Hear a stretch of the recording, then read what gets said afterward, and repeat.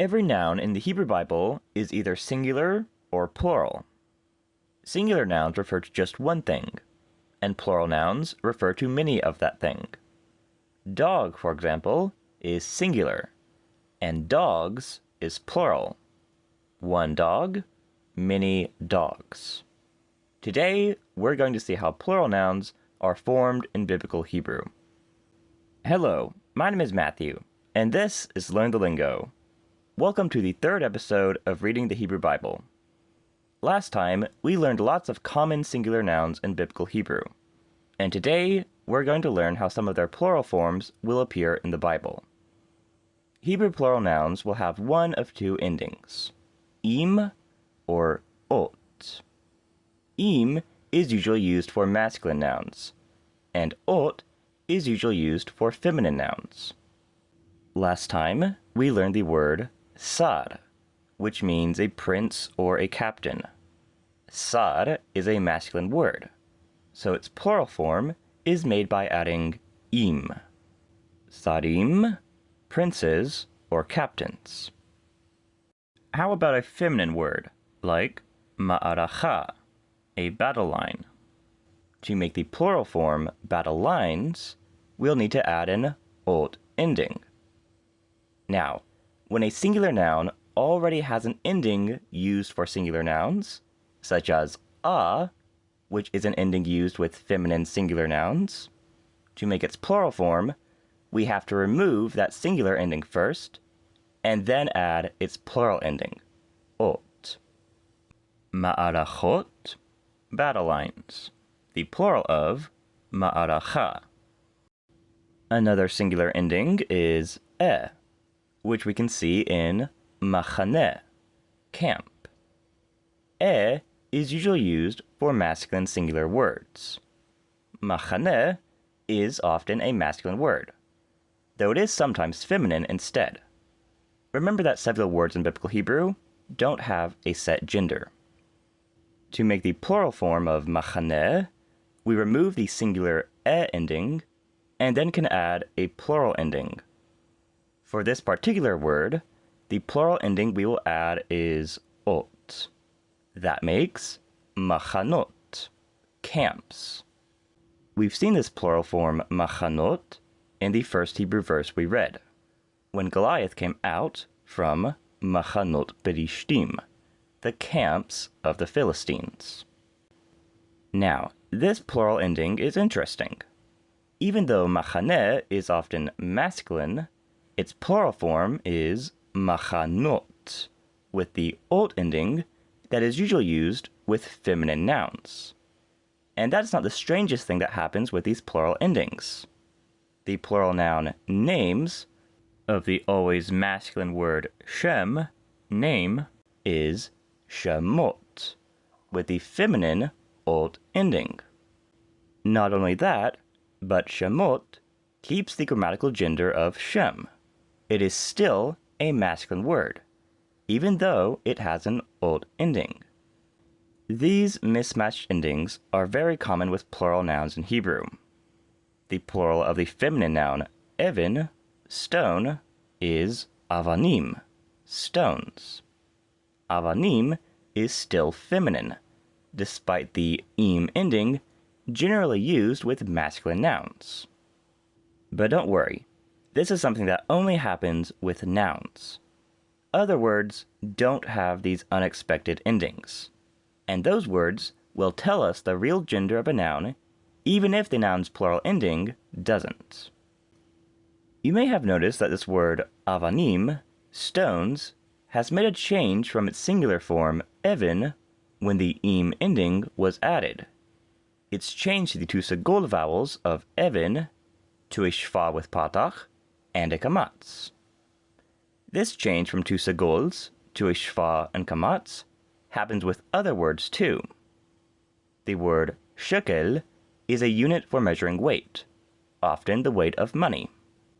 Shekel is a masculine word, and its plural shekels is shakalim.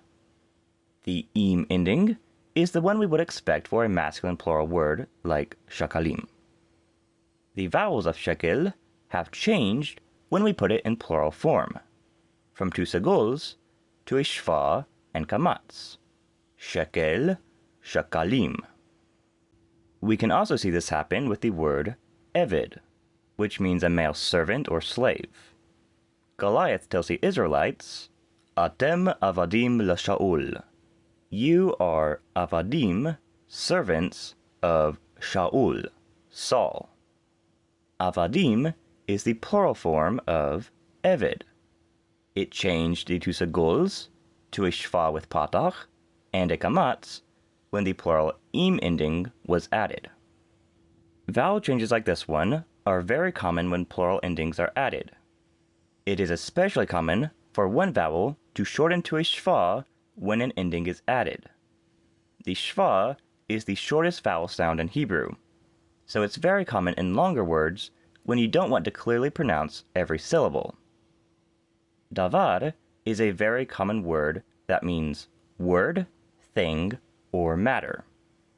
Davar is a masculine word, and like most masculine words, its plural form has an im ending.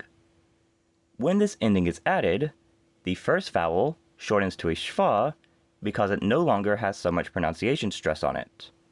Davarim, words or things. Davar, davarim. From our chapter, Vaishamu hadvarim, and the words, hadvarim, were heard. In Hebrew, the verb often comes first, Vaishamu, and were heard, and then comes the subject, hadvarim, the words. You remember ha from last time. Ha means the. It's made with a hey, patach, and iragesh in the first letter of the word it attaches to. Usually. There are a few kinds of words that will not let this hey prefix be formed like this. For the end of this lesson, I'll show you the kinds of words that will make this prefix change. Remember, these aren't rules that you need to memorize. I'm just letting you know why the prefix won't always look the same, so you can recognize it if it looks or sounds a little different. There are a few times where if the first letter of the word has a shva, the dagesh that's supposed to be in it will drop out. For example, yaladim is the word for children, and the children is hayladim, with no dagesh in the yod, which has a shva. If the first letter of a word is aleph, ein, chet, hey, or resh, the ha, that means the, will be formed slightly differently. The letters aleph, ein, chet, and hey are called gutturals. It's very important to recognize these letters, because they'll often cause Hebrew words to have irregular forms, because they cannot have a dagesh, and also usually cannot have a shva, especially if they're the first letter of a syllable. The letter resh also cannot have a dagesh, and that means that a word starting with any of these 5 letters cannot have the regular ha prefix with hey, patach, and dagesh. Let's see what usually happens when we add ha to words that begin with one of these letters. Here are a couple examples from our chapter.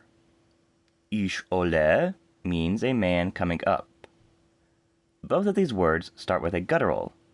Ish, man, starts with aleph, and oleh, coming up, starts with ein. To say the man coming up, we add the ha, that means the, to both words in Hebrew. Ha-ish, ha-oleh.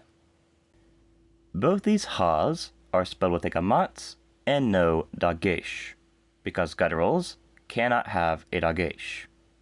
This loss of dagesh makes the vowel on the hey a kamatz when this first root letter is aleph, ein, or resh. Words that begin with chet or hey usually just have a hey, patach, and no dagesh, as in ha-chayil, the army. But if a word starts with an ein, chet, or hey, with a kamatz, and an unaccented syllable, the definite article will be he with sagol, instead of ha with patach or kamatz. In the Bible, you can tell which syllable is accented because it will have a punctuation mark on it. The word chalav, milk, has the accent on the last syllable, chalav. So the syllable with the chet with kamatz is unaccented. So the milk is hechalav. Arel means uncircumcised.